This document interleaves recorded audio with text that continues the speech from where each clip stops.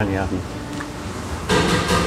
Well, everybody, welcome back to the channel. I've got Steve with me today, and Steve just arrived, and you arrived from, was Spokane, Washington? Spokane, Washington, via Cebu and here. Okay. And have you been to the Philippines before? Yes, been here before the pandemic. I was here for 2 times, 1 month each time. Always by yourself? No, I got some very nice friends that I've made there, or a very nice gal friend that I've made down in near Cabancalan. Okay. And ultimately, after a few days here, that's where I'm going to end up being down So there. you have a girlfriend here in the Philippines? Yes. Okay. And where'd you meet her at? Online. On Filipina Cupid? Yeah, many Everybody. years ago. Yeah, everybody meets on Filipina Cupid. Yeah, they should give me some kind of a commission, because I'm always mentioning them. That's where I met my wife too, Filipina Cupid. And so you talked to me earlier about, you said you might be spending, what, half the year here, half there? I'm toying with the idea of maybe half year here, 6 to 8 months here. It's hard with your relationships to do that, though. I know guys have tried that and it doesn't work. It's like, it's one thing if you're 2 months and then 2 months there, back and forth, but when you go in 6 months of being away from in a relationship, it's tough. Well, maybe you just bring them with you.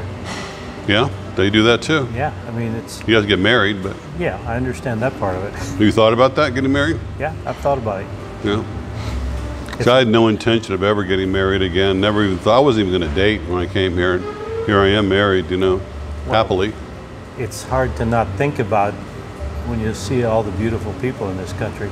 Well, the thing about the Philippines is the Philippine culture, and I didn't know this till I came here, even though I work with lots and lots of Filipinos on cruise ships, is that they think everybody should be in a relationship.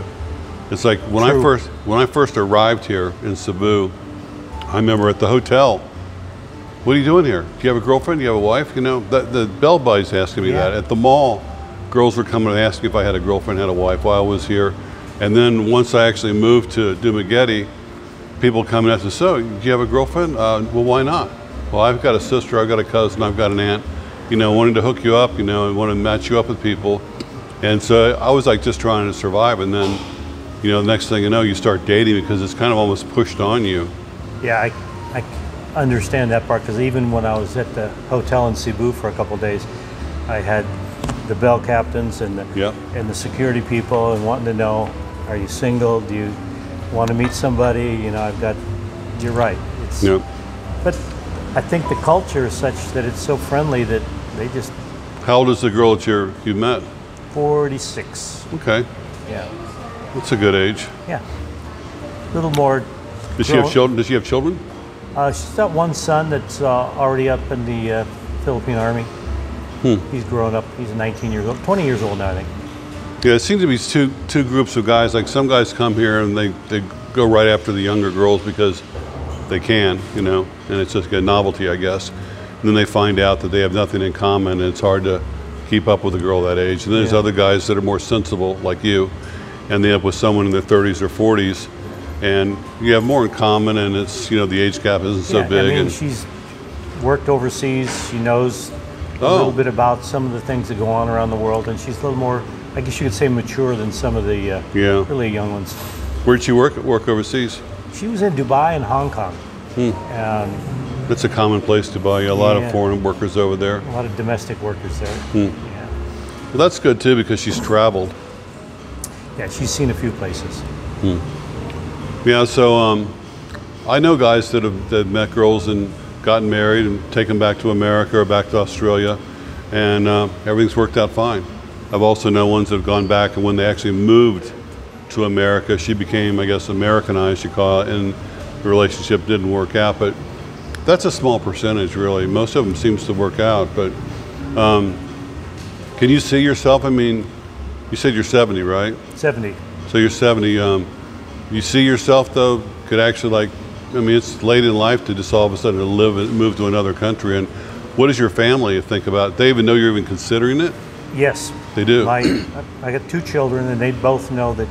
They know where I'm sitting today, and they know what I'm thinking about, and they know kind of my thought process of the possibility of moving here.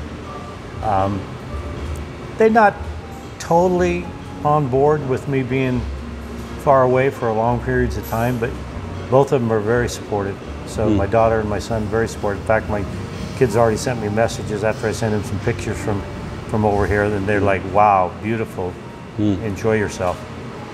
Yeah, I met a guy I went diving with last year. I was at a party, mostly Germans were there, and his mother was here. She's from Canada. She's got to be in her 70s. He was a young guy, still in his 30s, married to a Filipino. They got 3 children already. And, you know, he's very happy, and his mother's very happy for him. And she just comes over and visits him. Before COVID, she'd come over here a couple times a year and just visit him in the Philippines, you know. And so, yeah. Well, I think my son would like to come visit. My daughter probably would too. She's in one of the coldest climates in America. She's in Wyoming. Okay. And my son's in Washington, and I know that they would both like to visit. And so when did you retire? I pretty much retired. I still do some work, contract work, seasonally. And what kind of work is that? Recreational vehicle sales. I do some RVs, okay. Yeah, RV stuff. I sell at some of the larger events around the United States, like Hershey, Pennsylvania is the biggest. Then you go to Tampa, Florida. Then you can go to Los Angeles. So I can work a few weeks or a few months out of the year. But it was July 4th last year is when I said, I'm pretty much done other than special events. You know, excuse me, before I came here, a lot of guys, you know, not just guys, women too, were looking at the RV life as an option because their rent was going up, they're on a fixed income, they're looking at how to survive and have a decent life. And I looked at it myself, you know, because back then, before I came here, they were really cheap. They were on Craigslist all the time. You know, you could get ones from the 70s or 80s. It didn't have hardly any miles on them because the family used them a few times a year. The rest of the time it just sat by the side of the house. And also the stealth camping, they're taking vans and turning them into little campers on the inside, and people were living on them. There's still people doing that. A lot. And I think with inflation and rents going up and cost of houses going up, people are turning to that lifestyle, especially in California where it's so expensive. And but you were saying that now that whole market has changed and these RVs are very, very expensive now, huh? When COVID hit and people were locked down and they couldn't go anyplace, they could buy an RV and they could travel with their family and they could do a few things without all the restrictions and the lockdown restrictions that were on them. And so yes, the industry went booming crazy during COVID and is still going strong. And they've gone from a moderately priced product to some extremely high prices. Prices I just never thought I would see in my lifetime doing this for 40 years. So. Did you ever consider that lifestyle yourself?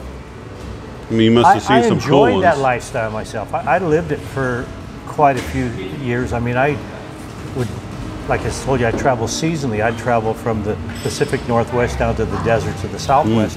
And for years, I had my own motorhome, and I would live in them for months at a time. And then, but being a salesperson, you kind of buy one, low price, use it till it's used up as far as what I need the time for, and then go ahead and sell it.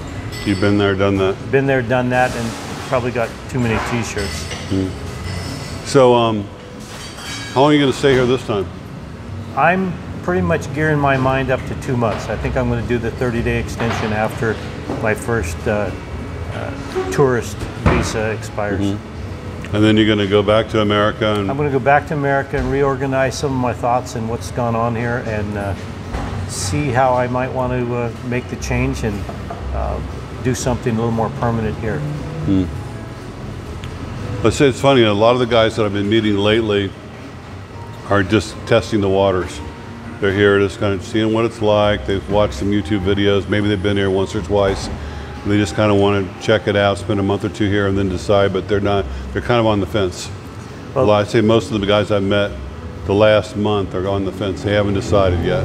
Well, the first time I came here around 3 years ago, I just up and decided I was going on vacation and picked the Philippines, and then I liked it. I liked most of everything that I experienced. And then came a second time for another month, enjoyed it even a little more. And then with lockdown, it kind of distanced everything that, you know, our relationships and our friendships and the enjoyment that I had here. So it distanced that, and then now I'm back to see if I can dig in and dig in a little deeper and see if this is what's. But what is your main motivation as far as even contemplating leaving America? Is it financial? Is it something else? I mean, what is your reason for even thinking about moving to another country? I could throw a couple reasons out. I think probably financially, I can probably live a little nicer here on my resources that I have. And then my real frustration right now in America is politically. To listen to what goes on now, and I'd like just to get away from all the animosities, the anger, the wokeness, the things that I think are, you know, deteriorating America. That where it used to be, you know, what I thought was the greatest place on earth. I still think it's a great country, but it's got its challenges. And at my age, I don't feel like I really want to deal with all those challenges. I want to reduce the stress. I don't want to watch the nightly news and get more stressed out every day. I used to watch the news on YouTube like a day late, you know, and I've kind of got off doing that. I'm not interested anymore. Yeah. But going back to the wokeness, you know, you think about it, you know, in some ways we're going backwards, because you couldn't take a show, you couldn't put a show on TV right now, like say All in the Family. Yeah. Which in my opinion was an absolute, that was one of the funniest, brilliant show, you know, that didn't pick sides. It had, you know, had Archie and Meade had two totally different points of view. They were cohabitating. It showed the good and the bad about both of them. Yeah. And but you couldn't put that show on TV today. There's no way you could put that on the show. No, you would. Even the early days of Saturday Night Live, you couldn't put that on the show either, on TV. Yeah. And so you've got to be so careful what you say nowadays. And I think it's just gone too far the one way. You know, I understand it was probably well intentioned, but it's just gone too far. You know, it's gone over the edge, and well, just look at Disney right now. Disney in Florida. I mean, they've gone way over the top in their political views, and it's starting to bite them.